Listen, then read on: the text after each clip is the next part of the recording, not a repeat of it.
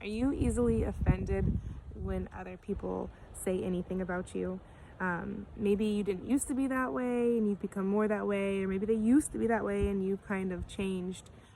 There are so many people, everybody gets offended at some level, at some point, when someone's saying something critically to them. It doesn't feel good. It doesn't feel good to be examined, and if you were examined, it doesn't feel good to have bad, negative feedback said about you. So you have to be at a place, right? You have to be at a place where you're able to take negative feedback. And if you're not at that place, then you don't want anyone saying anything bad about you. And so I think that to be humble enough to take critique from other people, even if it's bad, and not just take it, not just say, oh, that the bad things they're saying about me isn't true because it's bad, but really filter through, okay, what are they saying about me? Is there truth in it? What's the truth and what's the lie? And being able to examine that for yourself, that's how we think. That's how we use our minds, and we examine things, and we're smart beings. We're set apart just from our animalistic reaction to protect ourselves. We're able to look at the situation objectively and say, maybe protecting myself best wouldn't just be protecting myself this way, but it would be protecting my, physically. But maybe it'd be protecting myself emotionally or spiritually or mentally or whatever that looks like. And maybe protecting myself best would be just to grow stronger myself. Maybe I don't have to worry about other people and what they're doing, but I have to just worry about myself. And I say maybe, but I think that really that's what it means to die to yourself. You have to die to what you feel emotionally a little. Put that down. If I want to love the person next to me, I can't keep living what I'm feeling right here.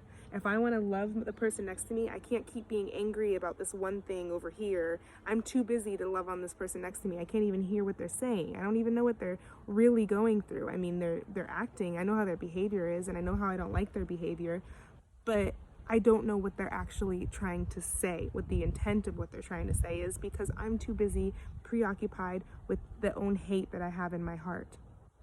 So I want to challenge my friends, as I challenge myself, that put down that anger and bitterness, because you cannot love your neighbor. You can't love your family. You can't love your husband. You can't love your kids. You can't love your parents. You can't love your friends. You can't love your boss. You can't love your employees. You can't love your sister. You can't love your brother. You can't love your uncle, your aunt. You can't love any of them when you're holding on to your baggage, when you're angry. You might think, well, I do love them. I show them love all the time. But is it love when in your mind, in your heart, you're carrying this list of bitterness, this list of anger, this list of wrongdoings that they've done to you? Is it really how you love somebody? And I don't think that it is. And in 1 Corinthians 13, Paul says that it's not. It's not keeping a list of wrongdoings. And so I think we have to remember that, and remember that on a day-to-day. It's easy to be like, in theory, okay, this is what you believe, but then you go do the next thing, and the next thing is opposite to what you believe. And that happens all the time. It's like, oh, I believe this kind of food is bad for me, so I'm not going to eat it. But I mean, next thing you know, you look over and Ashley's eating a donut, and I'm not even saying that that's wrong, to eat a donut. I'm saying that I do things that I don't believe in all the time, and it's easy to do that. And it's hard to see how you've given in, because next thing you know, I'm eating donuts every morning, and nobody knows. It's my secret, and it's hard to see, like, how did that happen? When did that start? And it's hard to put your finger on it sometimes, because it's a slow drip into taking something that's not normal, it's against what you believe, and then making that normal. So I think that we often make being angry with someone, frustrated, bitter, like, oh, they shouldn't have done that, judgmental towards other people. It's angry to make that like an everyday thought process. It's easy to just all of a sudden, how did I get here? I don't know. How am I so angry at my husband? I don't know now. And because I haven't been processing it the same way, I haven't been thinking about it the same way, I've just let myself feel. And so I think, I don't think feelings are bad at all. Feelings are such a beautiful gift that God has given us, and they show us emotionally where we're at. But I think we have to listen to that sometimes and not make lots of judgment on our feelings, because we know that we could feel anything at any moment. Our feelings take us on these roller coasters. So if you're coming into a situation and you're trying to love somebody else, you have to put those aside.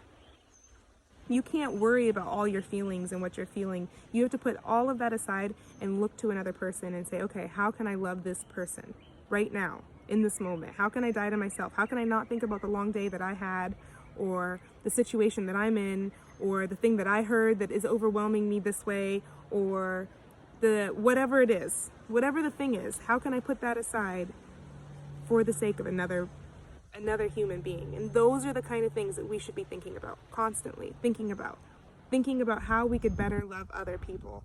And that's what actually brings true joy in circumstances that are even bad. I think that's what Paul was talking when he says count it all joy, and he's talking about what? Suffering. And it's like, how do you count suffering joyful at all? But I think it's remembering that the true joy is being able to die to yourself for the sake of another person and love another person. So I just want to challenge you. It's not just some far off theological thought of how to love someone, or this philosophical conversation of how to love someone. It's a practical thing today. You can find a way to love somebody in your household today, at your work, wherever you're at.